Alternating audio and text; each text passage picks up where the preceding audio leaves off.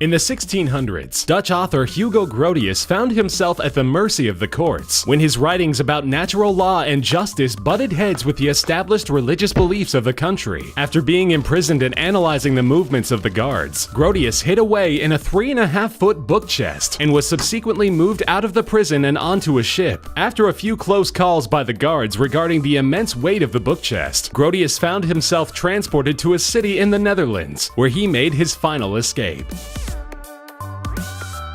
Jack Sheppard made breaking out of prisons his specialty. A carpenter's apprentice who had taken to crime to pay for his lavish lifestyle was seized by the authorities and imprisoned a number of times in London, only to make daring escapes every time. His means of escape changing every time, Sheppard broke through ceilings, utilized bed sheets as ropes, and even cross-dressed his way to freedom, making fools of the guards. Having made a name for himself as a local hero, Sheppard's next escape included maneuvering his way out of a pair of handcuffs, barreling through 6 barred doors, and busting through the prison ceiling to freedom. No prison seemed sturdy enough to keep Sheppard from escape, which is why upon his next capture he was quickly hung in public.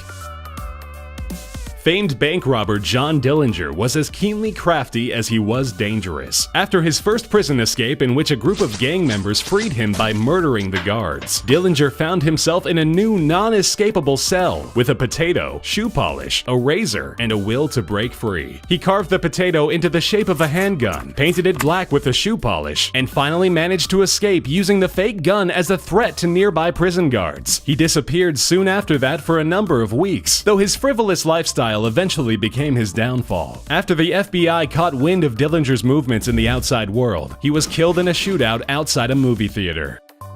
The famed Alcatraz prison has been home to many daring escapes, but few, if any, survivors passed the rough ocean waters. That didn't stop 3 prisoners in 1962, whose plans included digging into ventilation ducts with stolen cafeteria spoons and creating papier-mâché heads to sit in their beds and hide their disappearances from guards. After they reached the roof of the prison and crossed the heavily fenced coast, they got aboard a makeshift raft made of raincoats and cement adhesive and sailed away into the sea. They were never heard from again.